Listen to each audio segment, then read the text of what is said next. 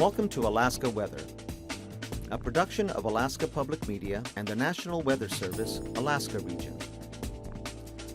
Produced and broadcast daily from the studios of KAKM, Alaska Weather provides complete forecasts, public, marine, and aviation for all of Alaska. Alaska Weather is made possible by the following sponsors.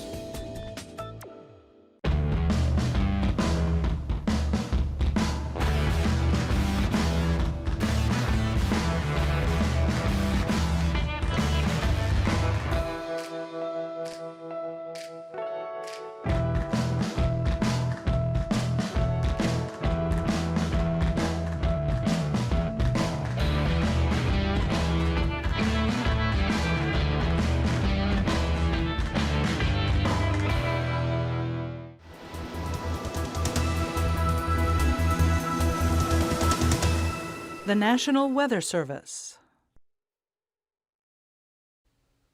Good evening, everyone, and thanks for joining us for Friday's edition of Alaska Weather. Up first, got some warnings out.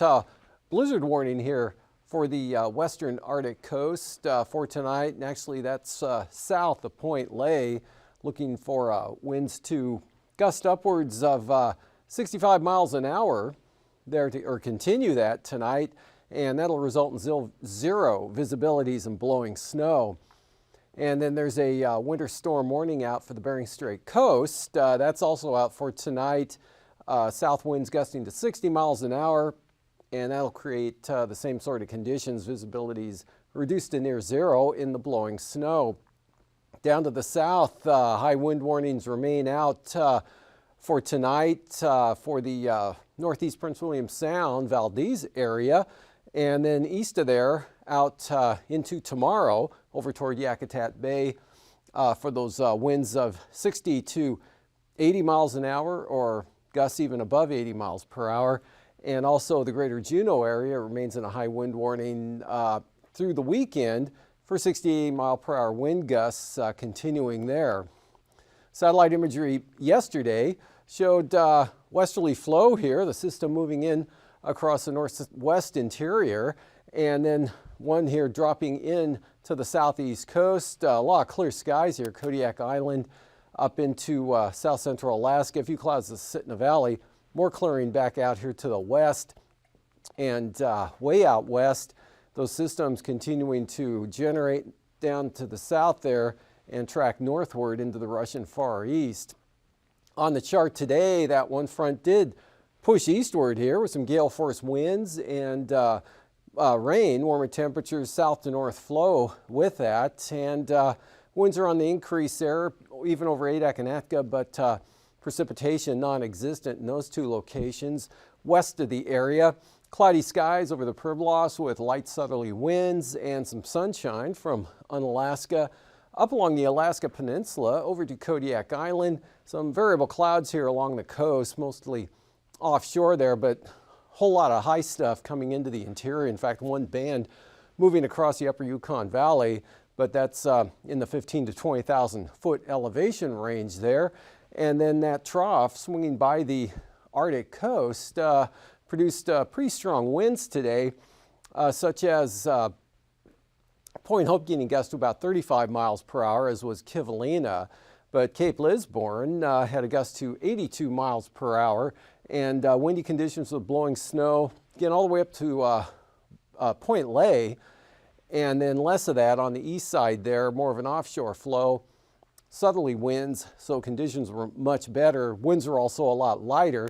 Very strong 1,055 millibar high, centered right near the Eagle-Dawson area, and that dominating all of the interior, mostly clear skies with gradient here along the coast there, associated, or the difference between that very strong high and that low near the Queen Charlotte's. Tight gradient there, especially with upper level winds from the north. Kick those winds up again, 96 miles an hour recorded at Valdez earlier today. And otherwise gusts to about 40, 35 to 40 for Seward there. And strong winds all the way back to Yakutat, gusts 45 miles an hour out of the northeast in that location. and then the really strong winds, Lynn Canal and into the Juneau area. Less wind as you head down the coastline, and also more clouds. Snow showers either have pulled back to the west here, still lingering earlier today down over the southern areas, but all that's starting to let up now as that low slowly pushes off to the south. And for tonight, it drops a little ways to the south there, but the front's still up along the Queen Charlotte, so enough moisture circulating back in around. That'll keep mostly cloudy skies, a chance of some snow over the extreme southern southeast coast there. Mostly Craig, better chance Heidelberg though, and over toward Annette. Otherwise, quite windy conditions continue. Cold temperatures, mostly clear skies for the remainder of the Panhandle. And again, high wind warning out for tonight there for northeast Prince William Sound. No change over the interior. Cold temperatures anywhere from 20 to 40 degrees below zero here over the eastern interior. Warmer out to the west. Snow blowing snow from the Bering Strait actually. St. Lawrence Island won't be to that great of an extent there. Just some light precipitation. Temperature rose a little above freezing, so that kind of puts the blowing snow a little bit hard, makes it so it's a little bit harder to blow. Anyway, off the Arctic coast, blowing snow there, kind of advancing to the east side a little bit tighter gradient over there than what you saw today. And no change over the eastern Bering Sea, and really no change out over the Aleutians. This system may spread some rain in toward Adak, and that's about it. And then we'll see for Saturday, tomorrow, really not much movement to this. Kind of waves moving northward here and then tracking off into the darkness of the Arctic. And then they reappear, such as this one did, just west of Banks Island up there. And that keeps those 40-knot winds along the eastern Arctic coast going through tomorrow, and actually picking up a little bit on Sunday. But areas of snow along the Arctic coast, light snow down the west side of the mountains there in Noatak Valley, maybe just catching the western Seward Peninsula there. These amounts will be very light. Interior, no change, light winds, cold temperatures, 10 on upper Yukon Valley areas, and breezes diminishing. Copper River Basin, winds coming down considerably. Prince William Sound and the North Gulf Coast, as well as all of southern Alaska here out into Bristol Bay. Winds looking really light, but strong high pressure over the Yukon now. And that front still down to the south, so the winds will edge down a little bit from what you'll see let me bounce there. Winds will come down a little bit from what you'll see tomorrow here for the southeast coast, but again, the warning out through Sunday.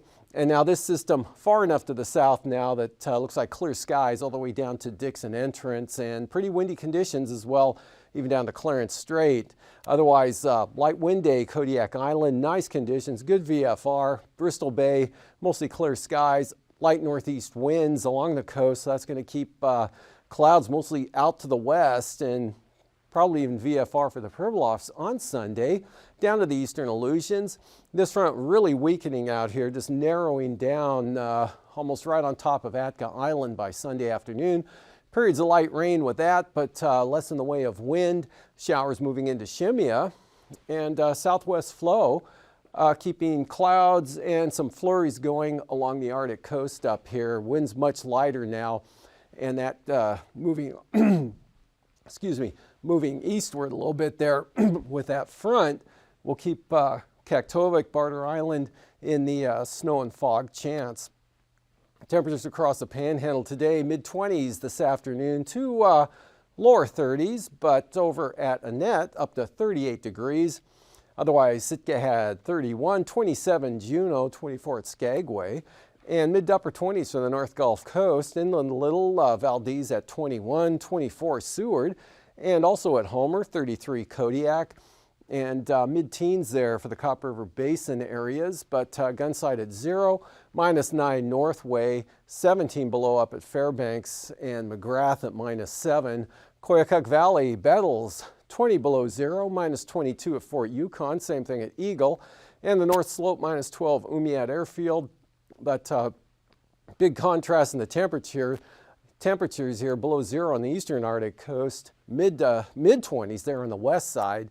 Wainwright 25, Cape Lisburne 26, then back down into the teens, Kivalina, 5 degrees at Kotzebue and a -3, Selawik, and over at Ambler, with a 21 at Nome. Caltag 11 below zero, Unalakleet up to 16, and 34 at Savunga. Mid to upper 30s here for the Pribilofs, 21 Macoriac, and 17 at King Salmon. Otherwise, mid to upper 30s for the Alaska Peninsula, Sandpoint at 45, and Adak had 43. Looking at low temperatures tonight, 30s for the Aleutians, up near 40 towards Shemya.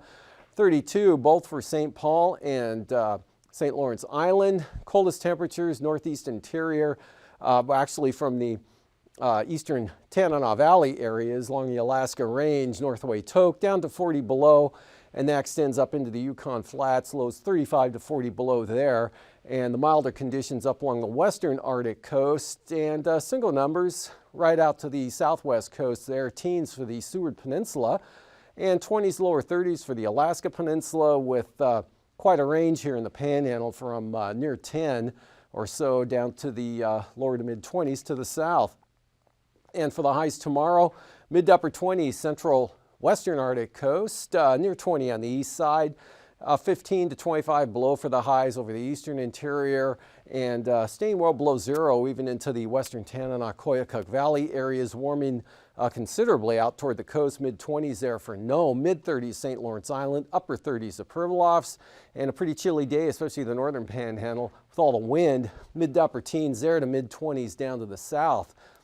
And flying weather tomorrow morning, good VFR here, except central Arctic coast, some IFR, VFR all the way out to the coastlines, Alaska Peninsula, and then some IFR edging into the western Aleutians and the Panhandle, except for some lingering marginal VFR here down to the south. That should be gone tomorrow afternoon, and this area will have pulled back to off the coast. Otherwise, VFR, Gulf of Alaska, Kodiak, right up to the eastern Arctic coast. Marginal on the west side, could pick up some IFR here, Bering Strait down to St. Lawrence Island. Otherwise, good conditions. This will probably hold through Sunday as well. Passes, all passes open for the Brooks Range, Anatuvik-Adigan, VFR, Lake Clark, Merrill, and rainy. And for the Isabel, VFR, Mentasta, same forecast. Tanita, wide open, Portage, and Chilkoot and White, both VFR. Freezing levels, surface here, Kodiak, off the North Gulf Coast, cutting down this for late tonight across Prince of Wales Island, and then warmer air out here with 6,000 feet all the way up to Nunivak Island, 2,000 feet forecast up to almost the Bering Strait and across Norton Sound. Icing, not a whole lot, maybe some light rime icing up there on the central and eastern Arctic coast, and another batch there to the southwest, and then above about 4,000 feet here with that front edging into the western Aleutians over toward Adak, and then the southern southeast coast, just a risk of some of this tomorrow. That'll be shifting off to the south, should be over by tomorrow afternoon and evening. Jet stream, big area high pressure out here, upper level high, associated with the higher freezing levels we saw, and the jet way up and around that, coming out of the northwest, 120 northerly winds, 70 knots, eastern Arctic coast, right along the eastern interior here to 100 knots out in the Gulf, with that low center dropping southward slowly. That's going to take the moisture with it, and so tomorrow night and Sunday, even the southern southeast coast will be mostly clear with cold temperatures. 9,000 feet, west-northwest, 40 knots, eastern Arctic coast, otherwise northwest, turn northerly at 20 to 30 knots across south-central Alaska. Strong winds across the Panhandle, 40 to 45 knots out of the northeast. And pretty strong winds ahead of that front, 60 to 70 knots into the Aleutians out there. Late in the day, Pribilofs coming up to 25 knots, pretty light under the ridge axis. Alaska Peninsula right up to the Kobuk Valley. And for 3,000 feet, much the same pattern. We've got westerlies now on the Arctic coast, 30 to 45 knots. Lighter winds, more variable here south of the Brooks Range. And then the northeasterlies, 10 to 20 over the Kenai Peninsula to Kodiak. And northeast winds 25, maybe as high as 40 miles an hour there across the Panhandle. And then those southerlies, 45 to 65 knots there for the central Aleutians. And turbulence-wise, occasional moderate chop there coming over to Atka, And back to the west, smooth through the eastern Aleutians, Pribilof smooth, occasional moderate chop with the winds there, central eastern Arctic coast and even the west side here with severe possible, say from around Yakutat across the northern panhandle and then back down the central and east side. And after hangar flying, I'll be back with a look at the marine forecasts.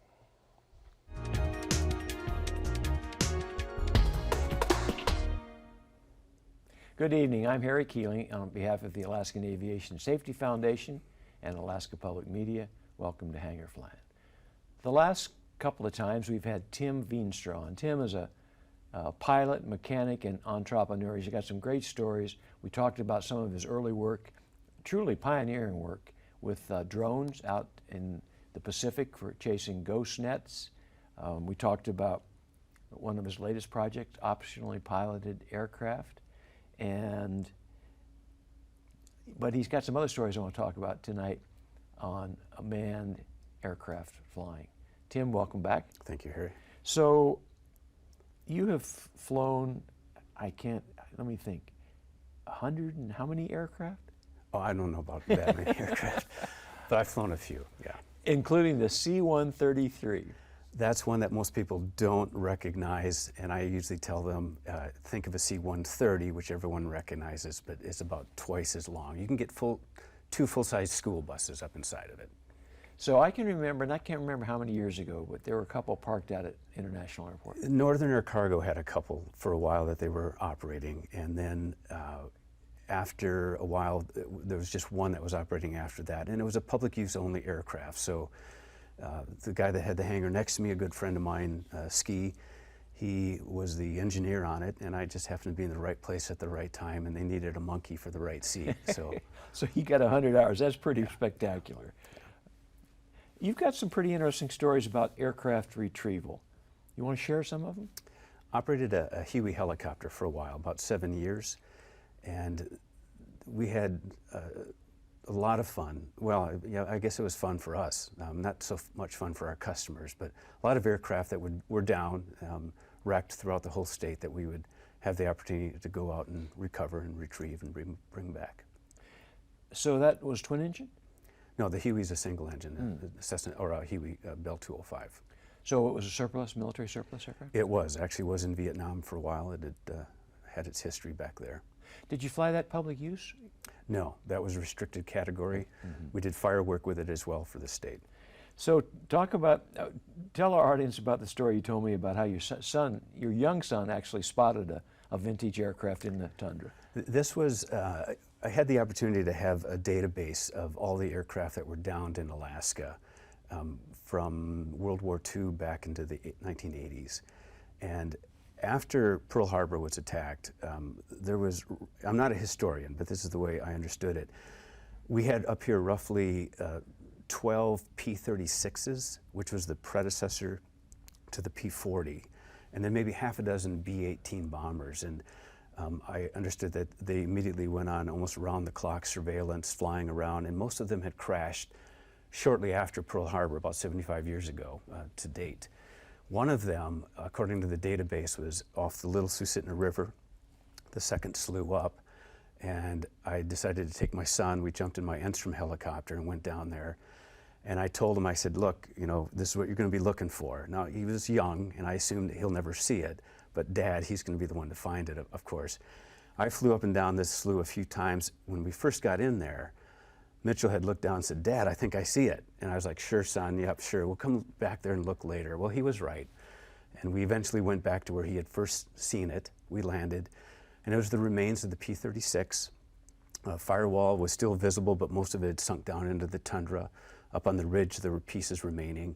And we picked up some 50 caliber and 30 caliber shells and took them home as souvenirs. Wow. So you trust your son now to be a good spotter. Huh? It's remote sensing. You need to take the right sensor with you, and obviously I was not the right great. sensor. So let's talk real briefly about, you're an entrepreneur and first-class pioneer in a lot of areas. You ever regret not having the synergy of like Silicon Valley? Only from the technical point of view. The opportunities are here because I'm in Alaska. And I think that's where projects have developed and probably would not have developed had I been in Silicon Valley. So one last question, because, well, we've got about a minute left. Looking back on your amazing career, is there anything you do differently? I would have listened more when I first got into aviation up here in Alaska. I didn't realize that I was among the pioneers of real aviation that started after World War II. So these people, and I could start mentioning by name, I wish I could go back and listen to their stories. I mean, I listened to them, but I didn't pay the attention that I should have. These guys had tremendous stories, and I regret not having a better ear back then to hear and understand what they were trying to tell me. Well, that's a very thoughtful comment, Tim, and I think all of us, to one degree or another, feel the same way. And of course, Tom Wardley was the founder of this program, and I can remember flying with Tom a couple of times, and I wish I'd taken more advantage of that. Yeah. But there's still some out there, so Yes, there are. maybe we can take advantage of that before it's too late. We will, Harry, we will. You're one of them, don't forget that. I don't know about that. Well, I do know about that, but that's not true. Anyway, thank you for being on the program. It's really been fun, and maybe I'll get out there and fly that 337 yours. Anytime, you're welcome. Thanks for being on the program. Okay, Harry. Ladies and gentlemen, thanks for being with us tonight. Program brought to you by the Alaskan Aviation Safety Foundation. Check out our website, www.aasfonline.org, or like us on Facebook. Till next time, fly safe.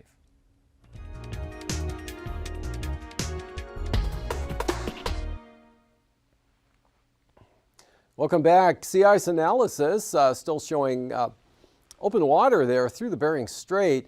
New ice starting to form now along the coast and Norton Sound, actually all the way down into Bristol Bay, and that trend will continue with those light northeast winds keeping the cold air in. That'll continue through the weekend, and then more southerly winds, though, are going to keep everything the same up to the north.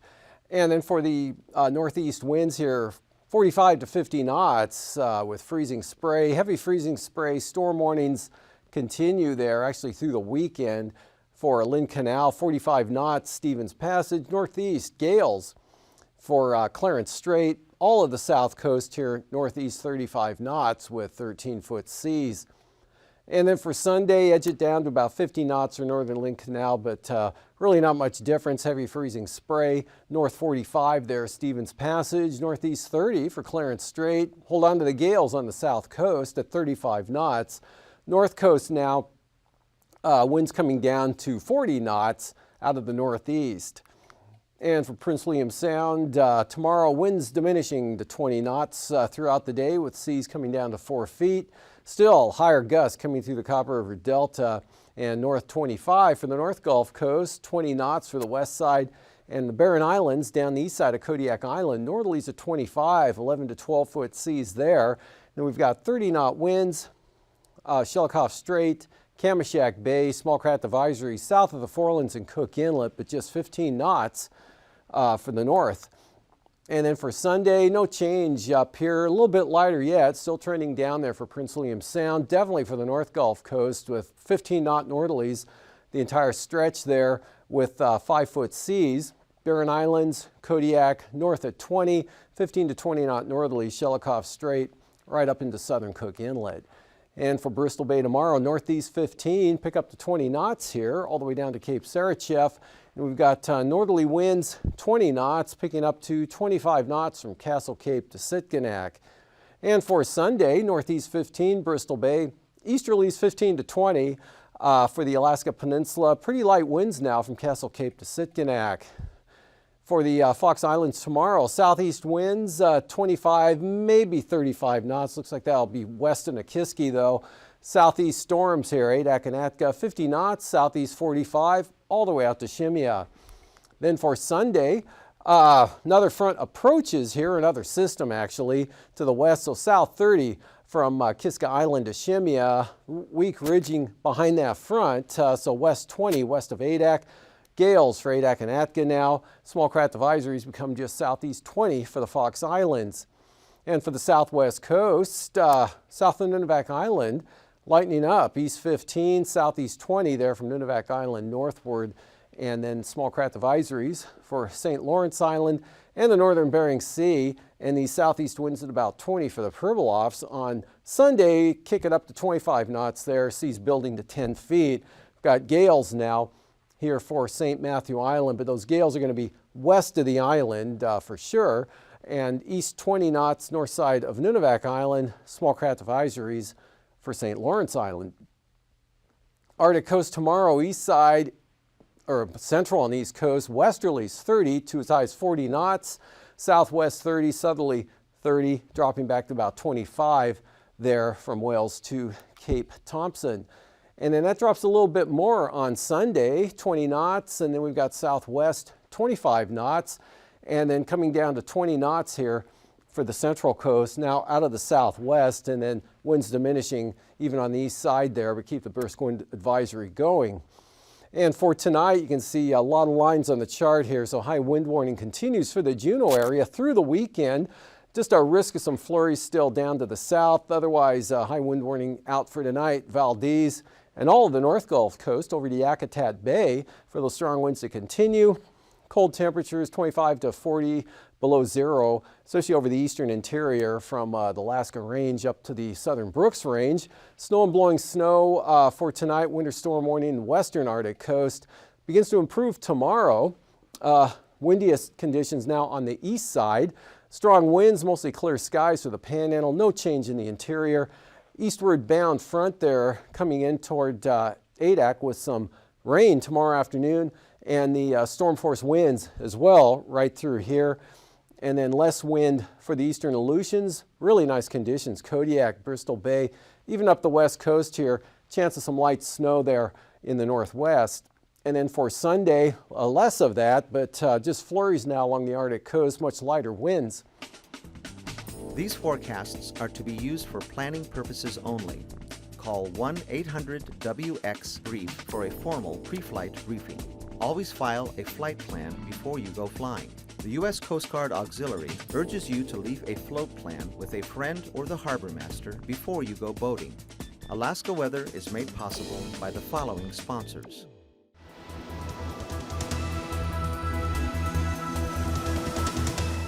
The National Weather Service.